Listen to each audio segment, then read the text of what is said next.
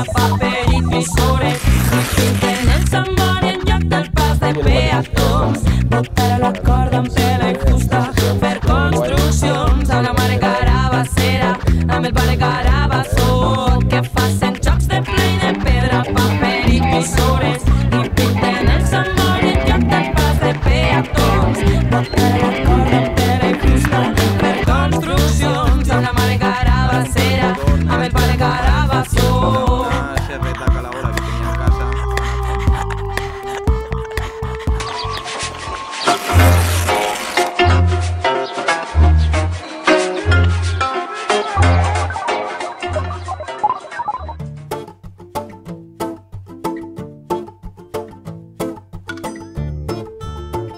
Enguany fa 3 anys que vam iniciar aquesta aventura.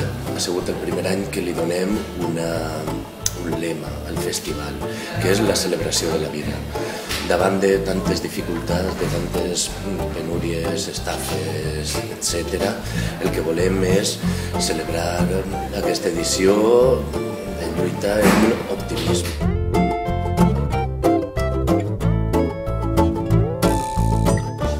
Vine, entra a la casa i veuràs que hi ha una vida, i veuràs que hi ha una manera de viure, hi ha com se filtra la llum a través de les finestres. Entra a una intimitat i veus que això té un valor i per què això se té que destruir?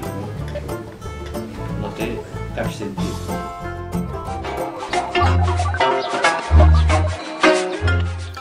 El Festival Hostes és una proposta acollidora per a la primavera i és un microfestival que du a terme 3 dies consecutius amb 3 propostes de diferent estil i en un mateix emplaçament.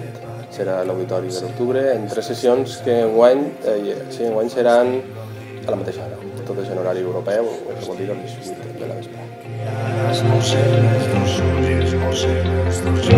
3 propostes distintes que podrà veure en un mateix cada setmana, diríem, una visió un tant, sobre ser 3 propostes solament, bastant oberta de lo que és la música en valencià. En això tindrem folk d'una perspectiva més tradicional, una cosa més atrevida, més novedosa, més alternativa, com més sostingut, el folk del Ju, i després la cançó d'autora, en aquest cas, de Clara Andrés, amb reminiscències pop, que és tot una delícia, de veritat. En la comunitat universitària té una reducció de l'entrada, de 6 euros a 3 euros. També hi ha abonaments, que si el reserven fem un descompte i regalem una bossa de la Casa Calva. Paga la pena dir que les entrades són a 6 euros, si tens l'abonament dels 3 dies són 12 euros i li regalem una bossa de la Casa Calva. Això sí, ho ha de reservar a comandes@lacasacalva.org abans del festival.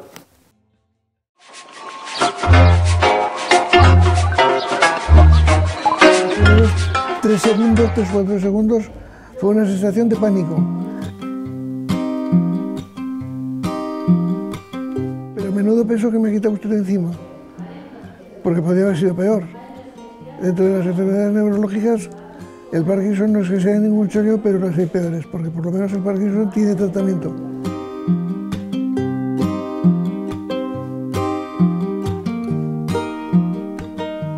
No hice nada, pensé y dije, pues a cambiar no de forma de vida, sino a cambiar de pensar. Me dejó un momento un poco así aturdido, pero enseguida reaccioné y había que imponerse a la enfermedad y había que superarlo. Se acabó el futuro, el presente, a vivirlo, a sacar lo positivo de él y así que... Uno se tiene que reinventar y tiene que adaptar su vida a las condiciones que le impone la propia enfermedad. Ahora yo vivo con el Parkinson.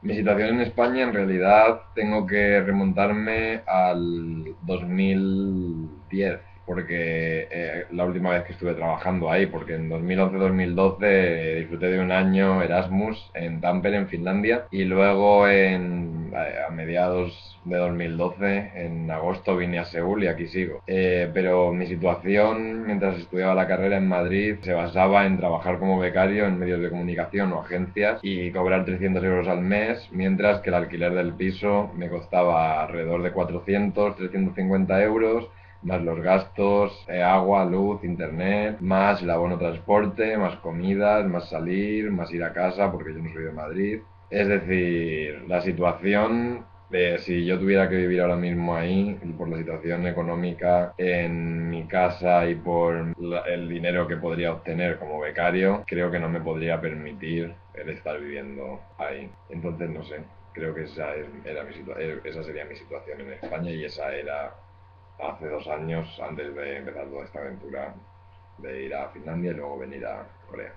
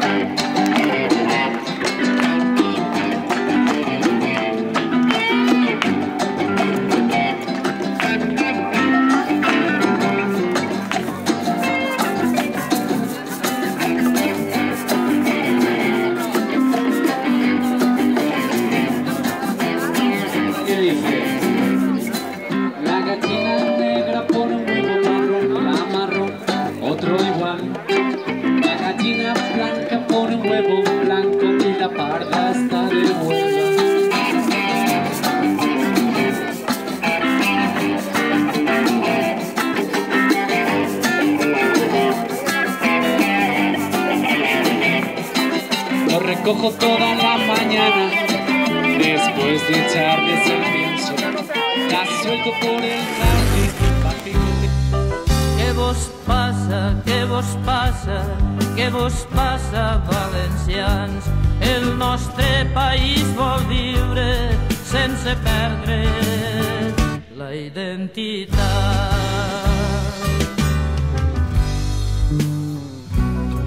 Era lliure i treballava el vell regne valencià, però vingueren uns homes i mataren aquell cant.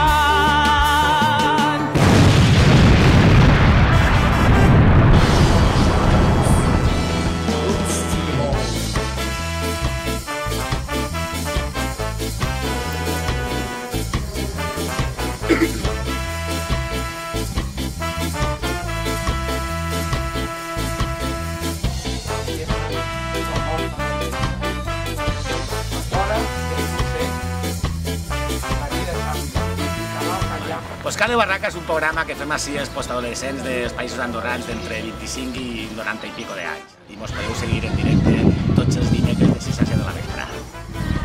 És un programa que amplia fronteres i arriba fins a Alacant. Té una secció que es diu Alacant és important, però no tant. No tant, no tant.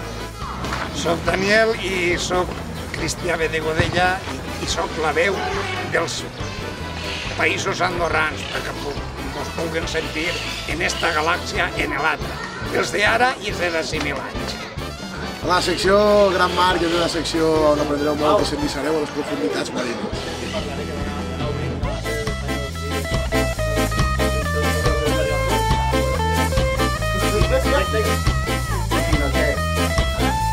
Walt Disney, creo que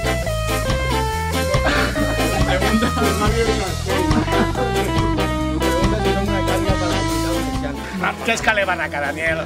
Un programa fet per gent bonica per fora i preciosa per dins. Calé! Barraca!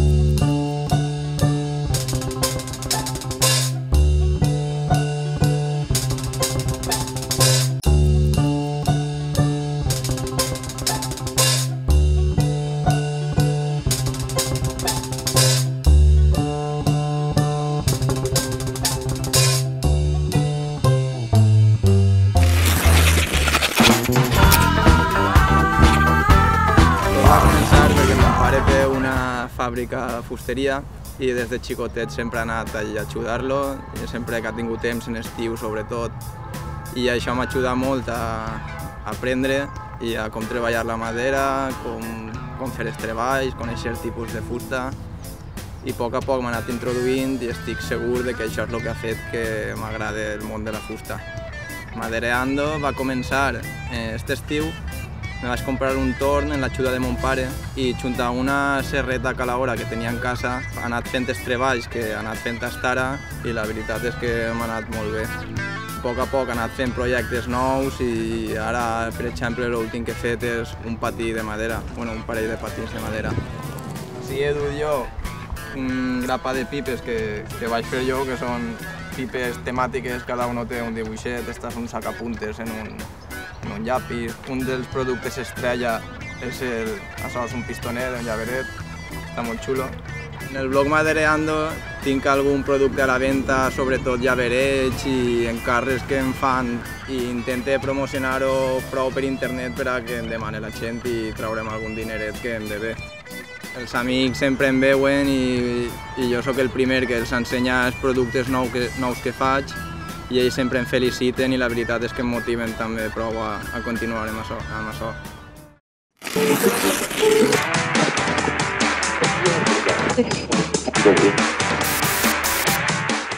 Jo personalment estic molt trista, fundamentalment, molt decebuda, molt indignada i molt irritable, perquè veig que el cinisme és cada volta major, la prepotència és cada volta major,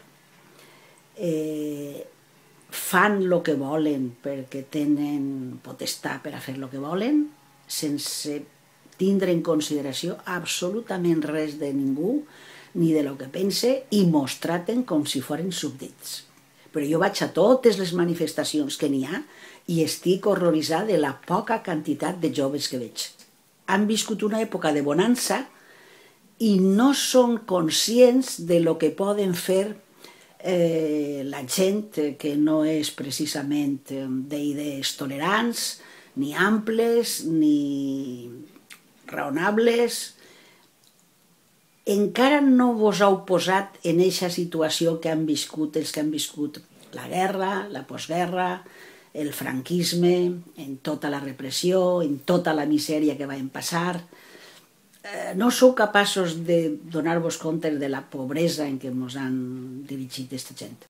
El que no hi ha és que deixar-los tota la cosa en bandeja per a que ells facin el que vulguin.